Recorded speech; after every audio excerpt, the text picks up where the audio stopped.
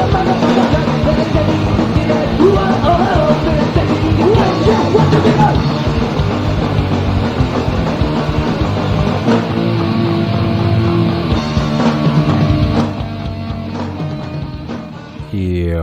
what's up everyone? Welcome back to the True Blue Podcast. I'm your host, Zach Sucardi. You can find me on Instagram at True Blue Podcast. I'm just kicking it old school. It's Tuesday night. We'll be kicking it Tuesday night, the 25th. Yeah, feeling good. Had a good day. What the fuck? Last episode I kept saying it was session 65, but it was 64, not 5. So we're at 65 now. So we're just moving along. 65. Feeling good. Got some yawning. Yawning my way to your heart. That's what I'm doing. Yawning my way to your heart. Kind of condescending somewhat, so I don't mean in that sort of phrase or sense. But here I am, yawning my way to your heart. Oh, shit. So, yeah, we're going to do the self-care. We're going to catch you up and talk some music, some poetry, all this good shit. It's definitely getting cold. The fall is here to stay. It was cold as fuck yesterday. I was moving some shit. I'm doing a move. I haven't moved in 14 years, but I'm moving. Your boy's moving. And it's kind of a motherfucker. Just like the old, frame of, mind where you go, oh, okay, yeah, I'm going to move. Okay, yeah, it'll be all right. And then you realize, I got a ton of shit. And then you realize, I have a ton of shit. You know what I'm saying? It's like, fuck. You're like, all right, I have records, tons of clothes. I have cassettes, some CDs and shit. And then I realize I have a ton of fucking books and comics, and then I have a ton of I'm a yawning motherfucker. I got a ton of posters and art on my wall, like a ton of it. I'm a creative fucking styling motherfucker, I got that artistic sense, and I know how to decorate my place, you know what I'm saying? But I'll be downsizing, so I'm gonna have to figure it out. So yeah, and you know what too? I'm finding shit from ex-girlfriends, and it's not easy, because I'm a sentimental motherfucker, so I keep shit. And then you're seeing cards and mementos and shit, and you're just like, nah, how about nah? But I'm not gonna toss it. I just put it in this bin. This bin I have under my bed that has a ton of shit from all kinds of shit. I'm fucking yawning a lot. Oh, I took a nap today too, but I'm fucking yawning a lot, so forgive me. Sometimes I'll talk to my little brother and he'll yawn crazy loud in the phone, and it's kind of obnoxious, and you're like, dude, mute, hit the mute button, which I probably should do. So I probably should stop talking shit. But maybe I'm tired, I don't know. But yeah, coming across all kinds of random shit and seeing stuff from your ex can be a little bit fucky. You know what I'm saying? But, I'm fucking taking care of business, taking care of your boy here, you know what I mean? And I'll probably part with some shit here soon. But as of now, I'm a sentimental motherfucker, I keep shit. Things mean something to me. Whether they should or not, they definitely do. And I'm glad I have that bin under my bed. I literally have all kinds of shit in there, from stuff from being a kid, and I used to write letters to my neighbor. I got that in there. All kinds of postcards, show flyers, fucking greeting cards and shit, and all kinds of random shit. It's kind of neat though. It's like a look into my history, into my life and stuff, keeping some of this shit. It's just fascinating. It's like, sometimes you think, you live a boring life, or, what have you done in so many years? But then you look at the shit in your bin under your bed, and you go, damn, I'm doing shit. I'm going places. I'm experiencing this thing we call life. It's pretty cool. And yeah, I've been doing a lot of new shit. So I'm moving. That's a biggie. I fucking bought an iPhone. This is my first iPhone ever. I've been a BlackBerry and Android motherfucker for years. And then I fucking ate outside recently, and I hate eating outside. I went to breakfast with my homegirl Kate. We went to Tina Betty Boop's, and it was good. And it was like kind of small inside, and these little dinky tables. We were trying to, talk some shit and have a good time. So she's like, "You want to go outside?" I'm like, "Fuck it, let's do it." So, I'm embracing change. Eating outside, iPhones moving, you know what I mean?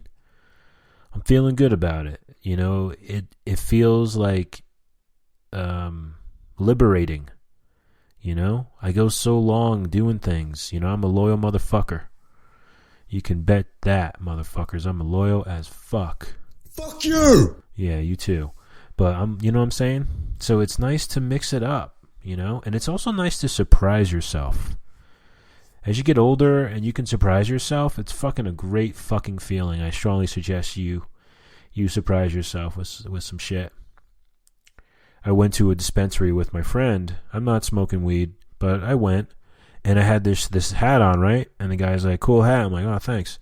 And I had to use the bathroom. I go, "Hey, do you have a restroom?" He's like, "Oh, we don't have a public restroom." And I'm like, "Well, what kind do you have? What the fuck? You think I'm going to shoot some heroin in there, or fucking, masturbate, or fucking take a shit in the fucking, in the tank?" And then he just laughed. I didn't say all that, but I'm like, "What kind of bathroom do you have?" And I get it, but come on, I just had to piss. I'm a clean guy. I have cool style. He complimented my hat. So I thought it was kind of interesting. Not a public one. Oh, you don't have a public one. Okay, well, I guess, just asking. I'm just, doing a survey from all the businesses around here, if they have a fucking toilet. The fuck, man? What kind of question's that? I think I've commented on this before, but there's a style where people will just have sunglasses and they live on the brim of people's hats. It's very much a somewhat blue collar, somewhat country, somewhat. I mean, my reference point is New Mexican, but I'm sure this happens everywhere. But yeah, it's an interesting look. So what I do when I wear sunglasses is I'll put them in a case, or I'll put them like on my collar in front of in the front. But then if I see someone who's gonna give me a hug, I take that shit off right away, because what they'll do is they'll fucking crush them. So I just hold that shit in my hand and I give the person a hug. And sometimes I'll put it like in the back. But if I'm wearing shades, I usually just keep them on. Honestly, you know what I'm saying? They don't, I gotta see my eyes. You know what I'm saying? Them shits are blue and they're sensy. So I keep them on, But yeah, it was cold as fuck yesterday. Doing some moving and shit. It's like, fuck this, man. But I had a busy day yesterday, which was good. It's good to be busy. And check this out. So I never watch shit. I'm like the worst person to ask about watching movies or shows or anything. Unless it's like stuff from the 90s or 80s, then I can talk to you about it. But my friend Tyler, shout out to my friend Tyler, he's like, watch Midnight Mass. And I've been going to church, and, I had no clue what it was about, like not a clue. I thought, okay, it's, about the church. Okay, cool. I'll check it out, fuck. And I did. 7 episodes, and it was excellent. And definitely was not what I expected. It was so fucking good, so enjoyable. And it made me kind of want to watch another series. Maybe kind of want to be like the rest of you motherfuckers and watch fucking Netflix shit and Hulu and all this bullshit. You know what I'm saying? But it was awesome. I strongly recommend it. It was a great series. I don't want to ruin it, but it has something to do with Halloween. And there's some parallels. They talk about like the 12-step in there. They talk about Catholicism, religion. They talk about small communities, angels. It's really cool. I strongly suggest checking it out. And there's only 7 episodes. And it's definitely like a mini movie kind of thing, if you want to call it that. I guess a mini series, I don't know. But 7 episodes are an hour each. And it is fucking excellent. Excellent. I can't recommend it enough. So yeah, I guess that since we last spoke, that's just catching up with a couple things going on with your boy here. Let's get into the self-care tip of the week.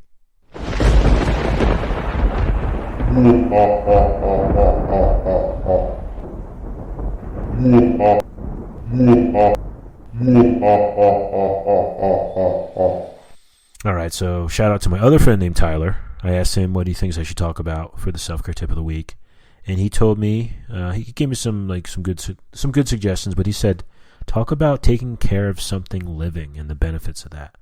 And I thought that's genius. Take care of something living. For example, a plant, a goldfish, a child, a parent, a dog, a cat, a gerbil, a fucking hermit crab. But just take care of something living. And I thought that was pretty amazing. Because I don't have kids. I had a plant. It's still alive. It's like, doesn't need the sun or water or anything. It just probably a fake plant for all I know. But when I got my sweet baby Lulu in 2019, she taught me and still teaches me a lot of shit. Like one of the things that she taught me is I had to modify my behavior. Because I'd get angry at something, right? And I'd be pissed, or I'd slam a door, or, it was something stupid. Always something stupid, right? I'd get mad at some football game or some bullshit a friend said, or some bullshit at work, right? And I'd get pissed. And my dog would get scared. And I'd be thinking, I'm not mad at you, sweet baby, But she'd still get scared.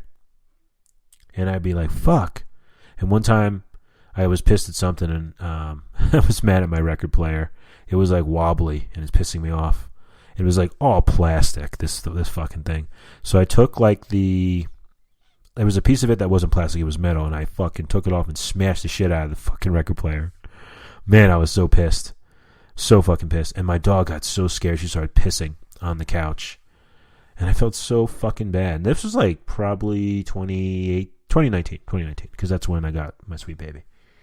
And I'm usually like, I don't get angry like that. Like, it's been a while since I've ever been like that mad. And I realized it affects my dog.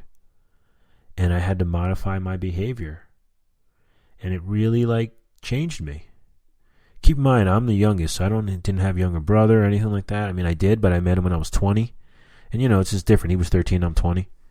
So to know that my dog is affected by my behavior or my levels of anger is very, very fascinating to me. So I had to modify my behavior. It helps me understand the consequences of my behavior and how it affects other living things. And anger is a crazy emotion. When I've gotten angry lately, I just shut down. You're not gonna hear me. I mean, maybe I'll say a couple fucks, but you're not gonna I'm not gonna break anything, or I just kind of shut down. And it's probably not the best way to go about it. And I've tried to tell past girlfriends and stuff like this, hey, when I get real angry, I just shut down because I don't want to say or do anything that's I'm going to regret. And, sometimes it's not the best way to go about things, but, I'm trying, right? I'm trying to figure it out and trying to be honest with shit. But, I would just shut down. Because I'm just so fucking... It's like the anger emotion is insane. Sadness and, elation and all these other great emotions. But anger can really fuck a man up. Let me tell you what. So... But I see it fucks up my dog. It's fucked up some of my relationships. Not forever, but in that moment. And it's something that, I'll be honest, I'm working on. I'm working on hashing out and trying to understand and trying not to let it overcome me so much. But the way I've responded is I just get quiet, because sometimes I'll be angry and I'll need time to digest. And I don't think that's a bad thing. That's not a bad thing. Definitely not. It's definitely a good thing in a way, because sometimes people get angry and they say and do stupid ass shit. But if you're upset and you're angry, and you need some time, the key thing is to communicate and say, hey, look, I'm going through some shit. I still love you. I just need some time to process it. And if that person can't handle that, then fuck them.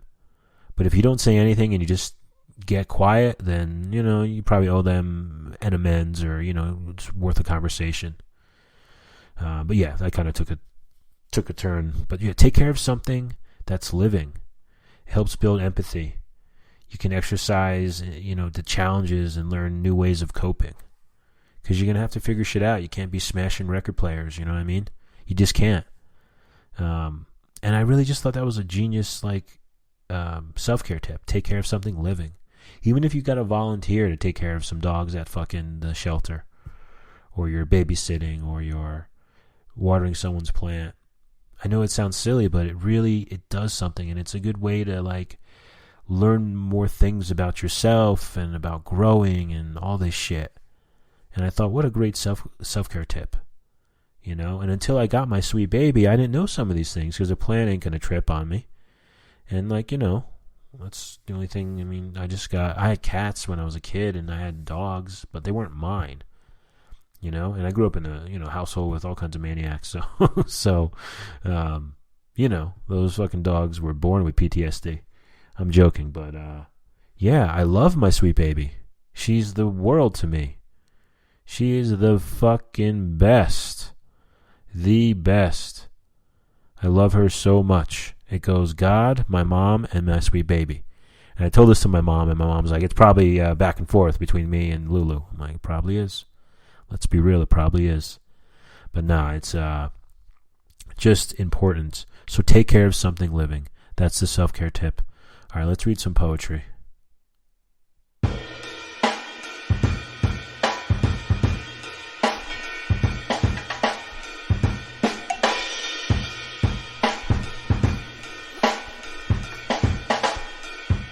All right, we're doing some haiku here. Evening lecture. A shadow hangs from the pointing finger. Her silence at dinner. Sediment hanging in the wine. Crying, she moves deeper into the mirror. That's a good one. With the last lamp stripping her shadow off. Moonrise. White cat eating the cardinal. Yikes. We used to have a cat named Sly. I'm not a fan of birds, if anyone knows me. I don't care for birds. And Sly would bring us dead birds or half-dead birds as a gift. And I'd be fucking freaking out. I was probably like 8 or 9. And he'd come in the house with these fucking birds, and I'd be going nuts. Fucking freak my ass out. Summer noon, the blueberry field divided by a muddy road. Silent deer, the sound of a waterfall. Farther and farther into the mountain trail, autumn dusk deepens. Surrounding the quiet bungalow, yellow crime scene tape. Yeesh.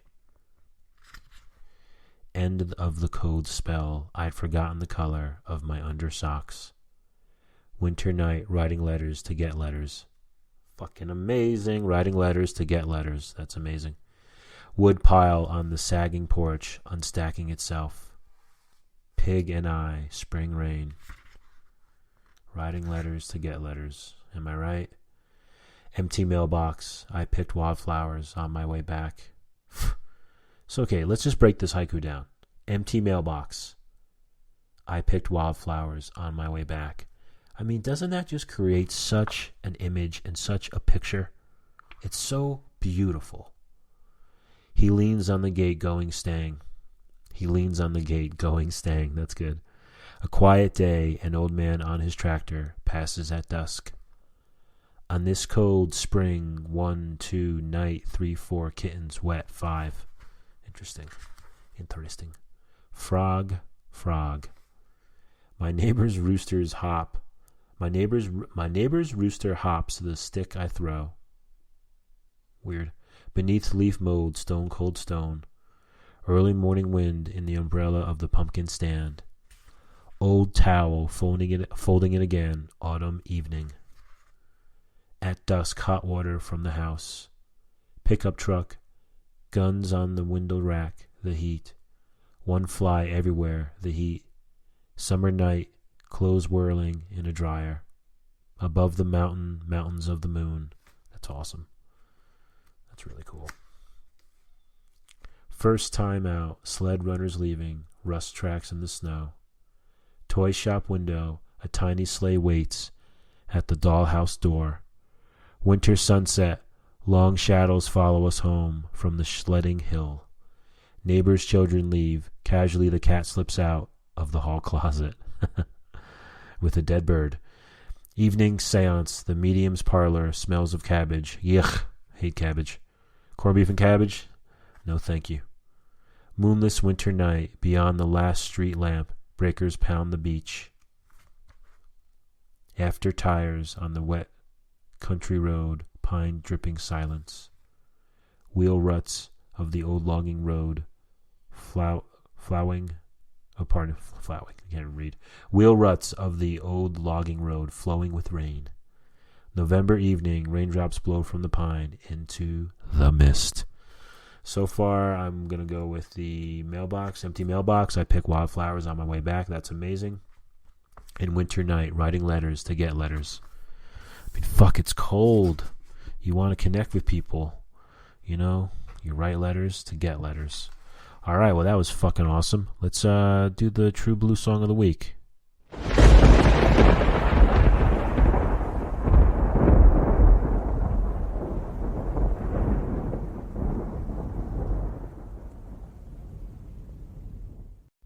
All right, cool. So the song that I chose is from the band Converge.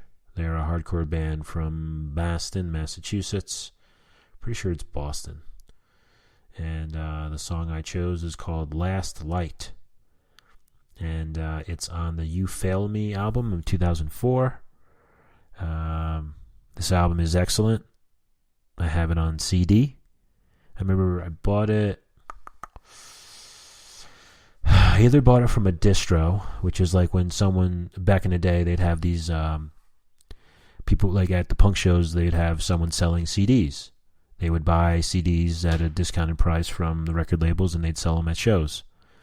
So I either bought it from that, or I got it used. Definitely pretty sure I got it used, maybe at a CD store. But it's the You Fail Me album, and the band Converge is one of the best hardcore bands ever. They are very heavy. They have always been heavy. They're not for everybody. They're not traditional hardcore punk rock, but they have elements of it throughout their entire music and lyrics and themes and aesthetic and all that. Even the band name Converge, it's a very hardcore name. It's such a great fucking song. So Converge, they have very like screamy lyrics, like very much, but good screaming, not like the pussy shit. Really good shit, really, really good, and great lyrics, great, some of the best. And what makes this song so good is it's not really, it's the first song on the album. I mean, the first song is an instrumental, which is called First Light, and the second song is actually when the album kicks in, called Last Light. Excuse me. And what makes this song so good is the energy behind it, and that he's not screaming, he's more yelling, so you can hear a little bit more of what he's saying, whereas in most Converge songs, you don't really hear it so well. But if you're a fan and you know the lyrics, you do, but an average listener, you're not gonna. But on this song, he does more of like a yell kind of a vocal style. And he screams during parts of the song, but it's so fucking good and so powerful. If I were to make a playlist for like working out, especially doing like cardio or legs or something where you're going to go heavy, you're going to go hard, I would totally put this on there. It's got so much energy. Like it makes you just like, it makes me want to be at a hardcore show again. It makes me want to see Converge. It makes you want to be up front screaming these lyrics. So I'm going to share the lyrics. They're amazing. This is a fucking great fucking song. One of their best. And that's saying a lot because they have a ton of great music. This band Converge, like Deftones, like Rancid, a couple other bands, have not ever put out a bad album. All of Converge's music is excellent. Every single fucking album. And that says a lot because they have probably like 10 albums out. Anyway, the song is Last Light. I'm going to read the lyrics. I need you to be the strength of widows and soul survivors. I need you to be as fearless as new mothers and new fathers. I need you to be the hope of hearts who lost true love. I need you to be the might of their first kiss. I need a purpose and I need a reason. I need to know that there is trophy and meaning to all that we lose and all we fight for, to our loves and our wars. Keep breathing. Keep living, keep searching, keep pushing on, keep bleeding, keep healing, keep fading, keep shining on. This is for the heart still beating. I mean, come on. This is for the heart still beating. Oh, fucking awesome. And keep in mind, I just read this like a poem, like quickly. But the way these lyrics are structured throughout the song, I mean, seriously, you just want to like max out or like, you know what I'm saying, do like 100 pull-ups. This is such a fucking good fucking song. I mean, I love it. He's like, I need you to be the strength of widows and soul survivors. Oh, brutal. I need you to be as fearless as new mothers and new fathers. God, I love that. And then at the end, keep breathing, keep living, keep searching, keep pushing on, keep bleeding, keep healing, keep fading, keep shining on. This is for the heart still beating. I mean, man. And then he says earlier, I need to know that there's trophy and meaning to all we lose and all we fight for, to all our loves and our wars. Oh, God. This song is so fucking good. I think I'm going to listen to it after this podcast. It's that fucking good. So yeah, I'm going to share this on the True Blue playlist. I'll share it on my Instagram. That was it. That's session 65. Thanks for rolling with your boy. Hope everyone has a great week and be good to each other out there. Peace, everybody.